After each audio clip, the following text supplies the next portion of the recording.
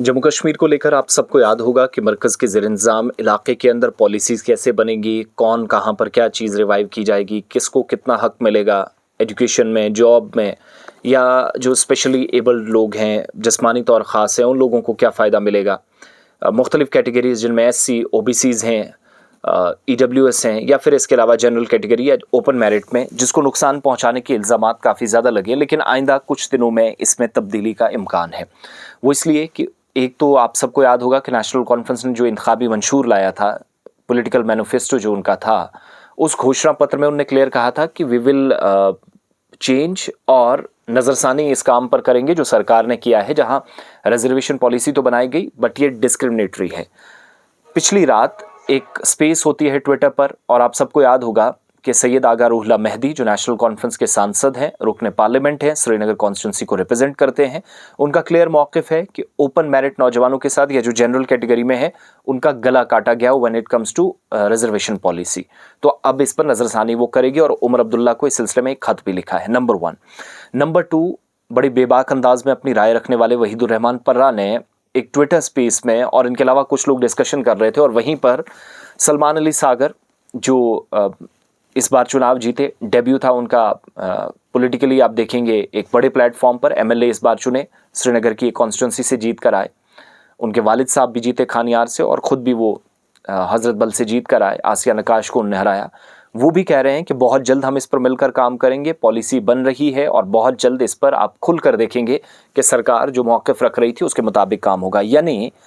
एससीज़, एसटीज़, ओबीसीज़ और ईडब्ल्यूएस, इनमें category wise जो किसी को 5, किसी को 10, किसी को 8%, जो ओबीसीज़ को 8% रिजर्वेशन दी गई, पहाड़ीज़ को 10% दी गई, गुज्जर बकरवाल को दोनों को 10 ऑलरेडी मिलती है। वो जो बीजेपी ने अपना एक नारा और अपना एक मंशूर में जो बातें कही थी वो सारी देने की, और कहा गया कि बरसों बाद उनने हुकूक दिए, उन सारी चीज़ों को रिव्यू करने जा रही है Jammu Kashmir national conference. Party के अंदरूनी ज़राया बहुत पहले से बता रहे थे, लेकिन खुलकर एमएलएज़ का इस पर बात करना, मेंबर पार्लियामेंट का चीफ मिनिस्टर को चिट्ठी लिखना, चीफ मिनिस्टर का खुद इस पर कई मरतबा इशारा देना कि आइंदा दिनों में जो पॉलिसीज़ हैं वो हमारे हिसाब से बनेंगी। हालांकि इसमें मरकज़ ने ज़्यादा काम करना है as compare to state government और यूनियन टेरिटरी गवर्नमेंट। लेकिन मौजूदा वक्त में ओपन मेरिट पर वाकई में एक तरह से आप कह सकते हैं छुरी चली। या तो इसको 50-50 लेवल पर लाया जा सकता है, या फिर इसको इतना, ये जो इम्बैलेंस इसमें पड़ गया है कि आप पूरे यूनियन टेरिटरी के 3 से 4 डिस्ट्रिक्ट्स के अंदर किसी को 10, किसी को 8 दे दें, और बाकी जो 22, 23, 30, 35% बची हैं वो ओपन मेरिट में पूरी यूटी के अंदर दे दें। या तो वैसे इस पर कोई फोकस हो कि अगर आप एक डिस्ट्रिक्ट के अंदर ऐसा प्लान बना रहे हैं कि जहां पर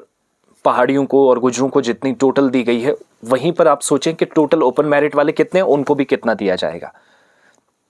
तो 3-4 डिस्ट्रिक्ट्स के अंदर जिस हिसाब से आपने डिवाइड किया, और उस हिसाब से पूरी यूटी के अंदर आप कंपैरिजन करके उसको मुख्तलिफ कैटेगरीज में बना रहे हैं, वो एक बड़ा परेशानी का मसला बना हुआ है। एक तो उस पर सरकार काम करने जा रही, दूसरा आप लोग जो मुख्तलिफ कैटेगरीज के हैं वो क्या सोचते हैं, क्या रोज़गार के लिए जो रास्ता साफ करना था उसमें ये काम हाइल हो रहा है, क्या रुकावट बन रहा है, कि रिजर्वेशन पॉलिसी वाजे नहीं है। और फिर केएस के नताइज आप देख सकते हैं, जहाँ पर तकरीबन 50-50 चीज़ें गई हैं, एसटी वाले भी गए, एससी वाले भी गए, ओबीसीज़ वाले भी गए, यानी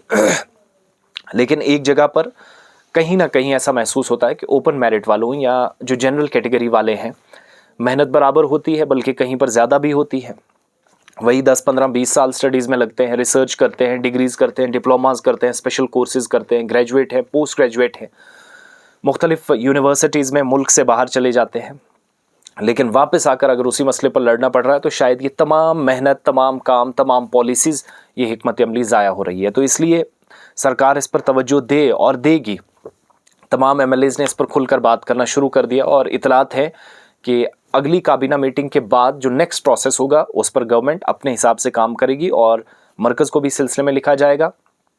मिनिस्ट्री ऑफ माइनॉरिटीज़ को भी लिखा जाएगा, और जो बैकवर्ड क्लासेस की मिनिस्ट्री उसको भी लिखा जाएगा, वजारत दाखिला के भी नोटिस में कुछ चीज़ें लाई जाएंगी, लेफ्टिनेंट गवर्नर को भी, और ये सारी चीज़ें उमर अब्दुल्ला की गवर्नमेंट करने जा रही है। आम नौजवान सफ़र ना हो, इम्बैलेंस को ख़त्म किया जाए, वो जो खला था, एक जो वैक्यूम था, उसको ख़त्म किया जाए, और पॉलिसी 50-50 कहीं ऐसी लाइन पे लाई जाए कि किसी भी तबके के साथ नाइंसाफ़ी ना हो, इंसाफ की फराहमी को यकीनी बनाया जाए। हुकूमत के मुताबिक वो इस पर काम कर रही है और बहुत जल्द आप देखेंगे। और अब तमाम लोग कह रहे हैं कि इस पर खुलकर गवर्नमेंट न सिर्फ करेगी बल्कि कर रही है, और बहुत जल्द आप देखेंगे इसके नतीजे भी सामने आएंगे।